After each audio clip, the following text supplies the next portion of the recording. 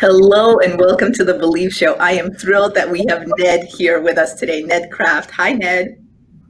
Hello, how are you? Good. I'm going to tell people a little bit about you and then we will get started. So let me tell you a little about Ned, and you may have seen that this popped up right before the show. So you'll see that this is a nicely controversial topic. You've heard me say that I actually like small increments in 5 minutes a day, but Ned pushes it one level further. So you'll see where we're going with this. Okay, so Ned Kraft is a former Silicon Valley engineer, executive, and turnaround consultant, and he's now the CEO of Kimochis. I don't know if you see these in front of me. Kimochis makes tools to help teachers help kids with challenging feelings and behaviors. Ned is married with 2 adult kids, and he is also a musician. Hi, Ned. Hello, good morning. Okay, we're going to start with 3 silly questions, okay? Hey.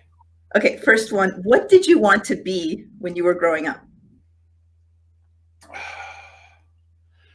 Probably a baseball player would probably have been it. So a long time, for a while. Playing baseball, yeah. What is one of your favorite foods? Pizza is my thing. Good choice, good choice, good choice. And then high school can be both good and bad. What was a good part of high school for you? Oh. High school, actually, so I guess looking back, high school wasn't that great for me. It wasn't, I mean, I got good grades and everything, hooray for me. But I think the best thing afterwards was marching band, because I learned how to keep time and it's helped me in my music for my entire life. What instruments did you play in marching band? I played French horn or whatever marching variants we happen to have. Yeah.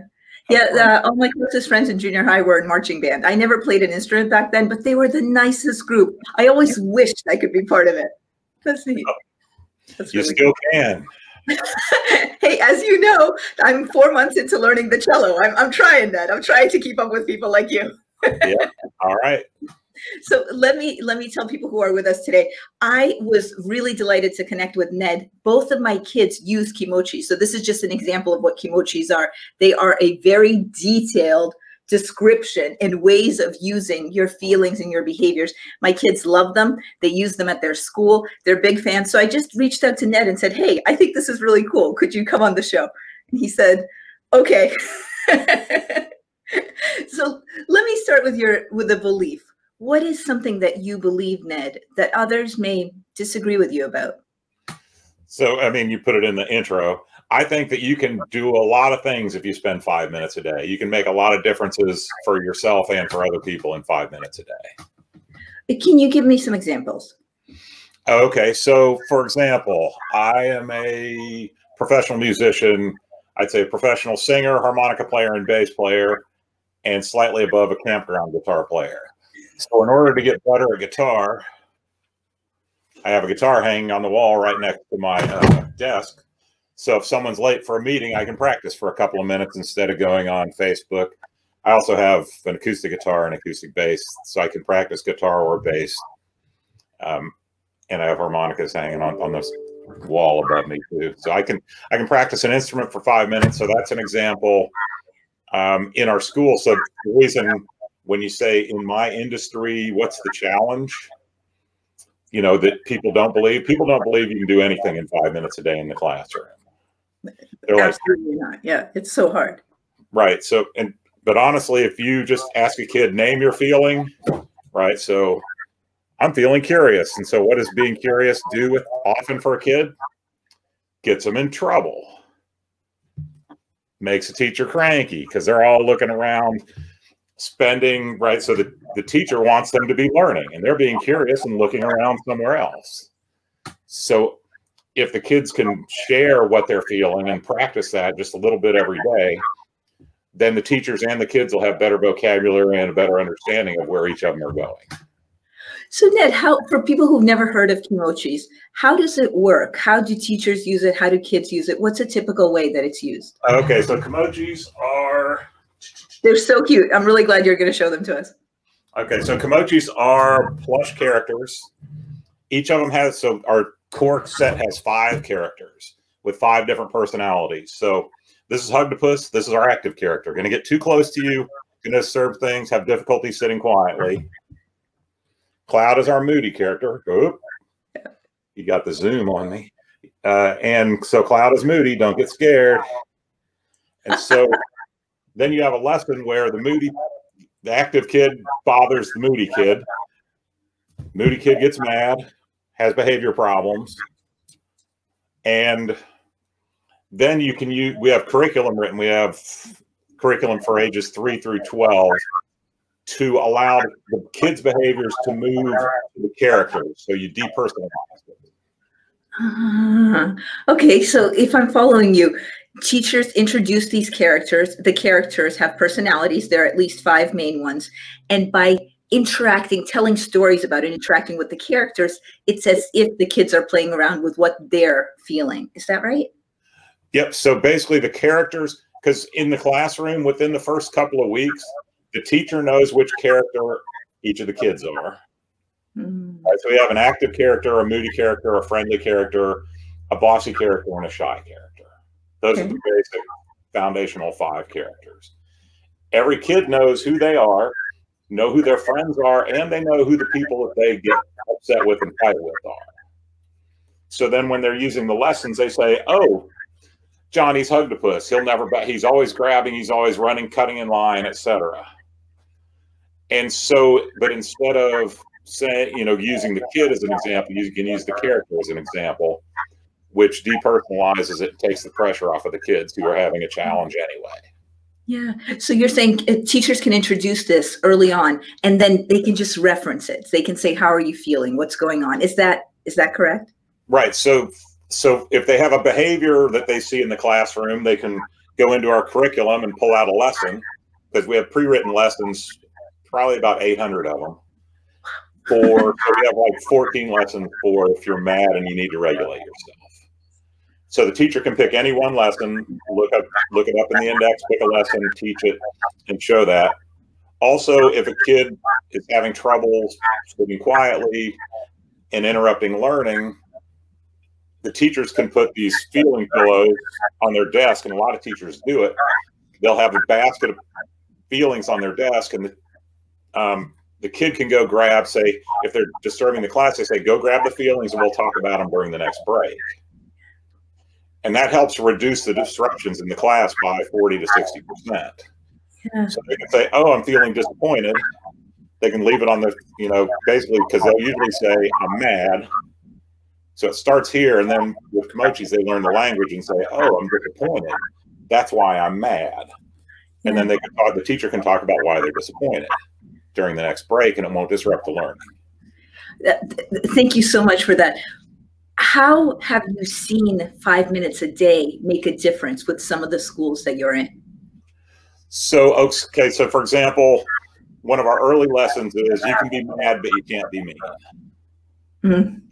So we did a training with the school district in Indiana for, I think, 6 principals last Wednesday. And last Friday, the head of one of the district leaders was in the school 2 days later and saw them saying, you can be mad, but you can't be mean. I heard the principal saying it to a kid and the teacher repeating it just 2 days in. So it doesn't take a lot of time. People say, oh, you need to practice for 21 days, you need 10,000 hours. Nonsense. I love Malcolm Gladwell, but I think that's nonsense. So do you mean 5 minutes a day every day? Do you mean 5 minutes a day? Sometimes I'm really curious what you mean. So every day, so if you're learning an instrument, if you don't practice every day, you're not going to get better. Since you're learning an instrument, I'm just going to say it. If you want your kids to get better at recognizing feelings, every day there are going to be opportunities for a teacher to say, oh, how are you feeling? If you spend 5 minutes saying, oh, there was an upset or some disturbance, you spend 5 minutes, assess the disturbance. What are the feelings like? How can we recover from that? So every day is the best. Okay. In the education and learning environment, in the life environment, 5 minutes anytime is great, right? You can go pick up the garbage that's piled out on the street in 5 minutes. You can go help one of your neighbors in 5 minutes. You can call a friend that you haven't talked to in 5 minutes. You can help someone in 5 minutes. So it's kind of, in the business and work and educational environment, steadfast routine, and actually I think in the exercise environment too, in the health and wellness, steadfast routine is super important. But if somebody tells me they can't afford 5 minutes a day, I can't help them. Because you run an executive coaching business, and I was an executive coach, and I have been one for, what year is it? Like 20 years. So that's if somebody says they can't find 5 minutes a day, there's nothing anyone can do to help them. Ned, what are some examples of something that's almost been extraordinary? Or you and I had talked about some back a while ago when we spoke, but just something that you'd like to share in terms of experiences where you actually saw schools use Kimochis in an even more heightened or more amazing way than you would have thought. Okay, so I went to, back when you could visit schools, I would go visit schools, and I went to a school, and the school, kids have tremendous challenges. The principal estimates that 60% of the kids have domestic abuse at home. And so these two kids are like lying on the floor crying, right? And so the counselor goes, takes them into the principal's office. She's got a big bowl of feeling, and the kids know what to do.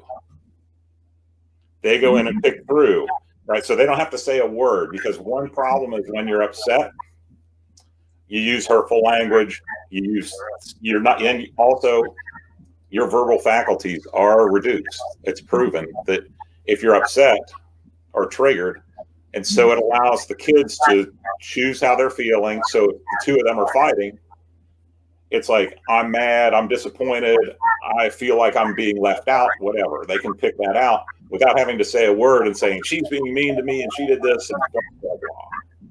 Yeah. Right. So you can basically, and also just having these in their hands or having the characters, right? So, and actually even therapists use these for adults. I was talking to a therapist. She said, I had a 55-year-old lawyer in holding onto the doll like this, right? And it was a guy, right? Which, and so she says, it's just, it helps calm them. Yeah. And so but in the principal's office, it's like these kids were completely triggered and out of control. And so she's like, oh no, just come in with us, right? So I sat down, and it took maybe a minute for them to calm down, 3 minutes for them to have a little discussion about why one was upset, another minute to agree on rules so one wasn't going to hit the other one, right? That was, so, and that happened, I hear about that all the time, every time I talk to somebody. Yeah.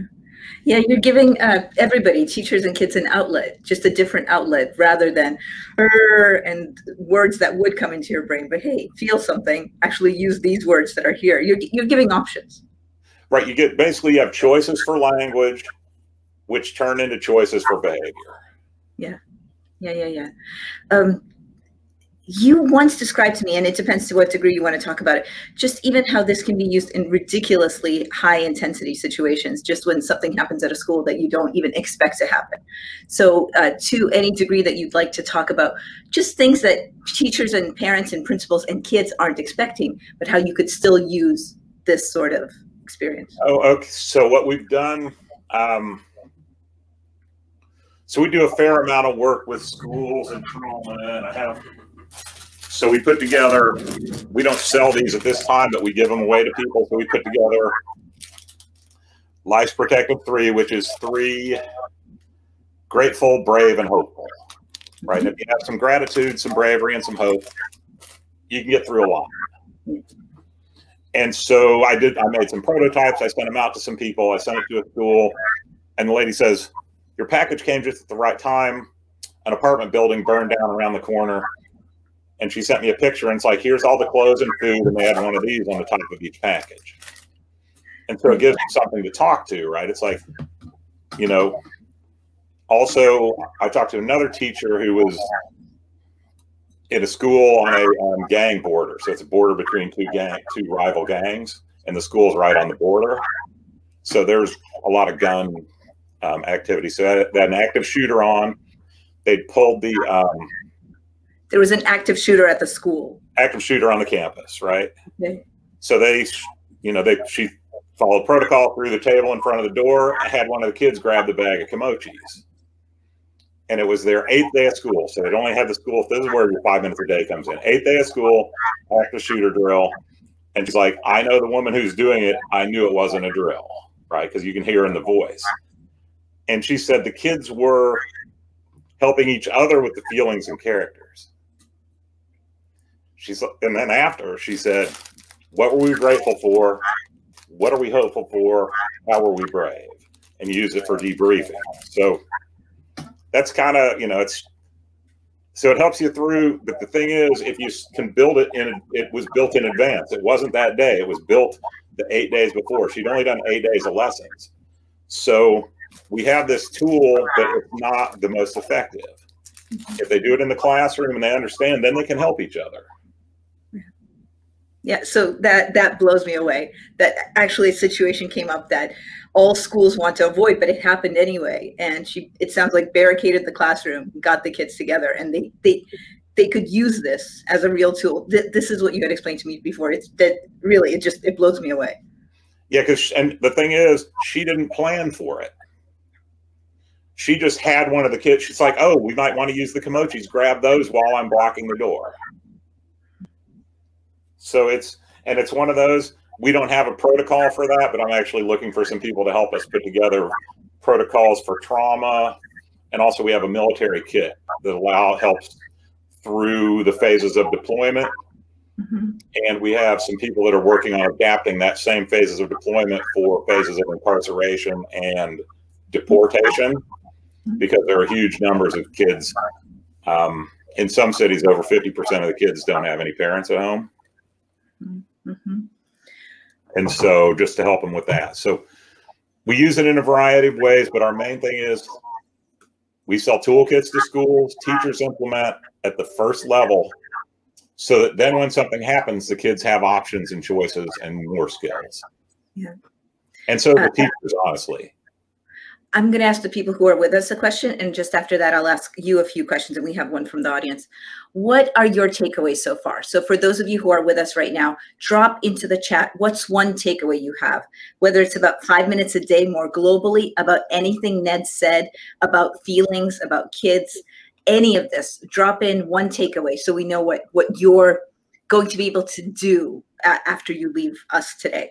And here is a direct question for you, Ned, from one of the people with us. Brian asks, would love to know more about how the Gottman Institute uses Kimochis. Do they, Ned? So the Gottman Institute, we actually partnered with the Gottman Institute a few years ago on some things. They talk about and love Kimochis, and they recommend them. I don't know the specifics of John, and the Gottman Institute has a broad range of things. Kimochis, I think, for them is an accessory that helps schools with learning. Oh, how cool. That. Oh, how cool. Uh-huh. But yeah, so it's for them. And so I'd say you'd have to ask the Gottman Institute themselves. I have not spoken to them for a while, but that's actually, I should probably reach out.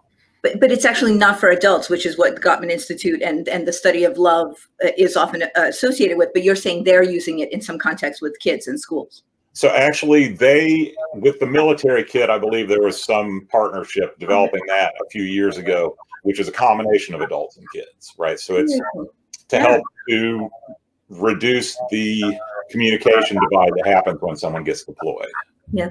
Yep. We are at our last three questions. So the third to last question is, Ned, would you give us a little bit like your 5 minutes a day, an encapsulation? What is your belief about this, and why do you believe it to be true? So basically, if you do 5 minutes a day of anything that you really want to do or learn or be, what you're going to happen is you're going to become that person, right? Because this whole let's study more, let's get some more degrees. I'm overeducated. I made it through. So that's the one thing, is just do something 5 minutes a day and get expert guidance to help you. So don't suffer in silence. Do 5 minutes a day steadfastly and get expert guidance or support. And could you give examples of some of the things that you would recommend doing 5 minutes a day? Oh, okay. So learn an instrument. I have I used to go to the gym 5 or 6 days a week. Now the gyms are closed. So over time, got into a thing with a neighbor. Doing a workout, the hardest part is getting out the door. So if you can spend the 5 minutes to get out the door, then you can spend some more time. So you spend 5 minutes preparing for tomorrow, right? So I get up at 5:40 for yoga on Tuesday, Thursday in the morning. I spend 5 minutes the night before getting everything set up so we're ready. So learn an instrument, do exercise, talk about feelings. Those are some examples. Yep, you can talk about feelings, correct. Yeah, don't miss, what is it? I'm missing the clothes. Right. Yep. Or just basically give anyone you love or like attention. Because we can all use more. We can all use more. Of the positive kind. Let's just leave it at that. What is a thought you'd like to leave with the people who are with us today? Should just be nice and help other people out that are near you. Don't worry about world peace. Don't worry about world hunger. Help your neighbor clean up their yard or something. The way I interpret what you just said is just like 5 minutes a day, almost like 5 feet in front of you, or five, I don't know, 5 meters, but look for the people that are near you that you can actually help immediately. Right. People, it's like you can impact your neighbors easily. Yeah. You can have a fantasy of saving the world, but there's not actionable steps to do to take that. Even if you got Bill Gates money, you still got to narrow it down and choose what to do. Thank you. So the one thing is, even if you don't have anything and don't think you have anything, you can still help somebody. And we also know just how amazing people start to feel. So if you're feeling bad and you start to help someone else, you're just going to get a boost. All of us do. Yep. Yeah. Here's what somebody typed in that they're taking away, which I think is just lovely. My takeaway is that you can get through anything with gratitude, courage, and hope. Yep. We call it bravery, but yeah, anybody can contact me, ned@kimochis.com, and I'll help out.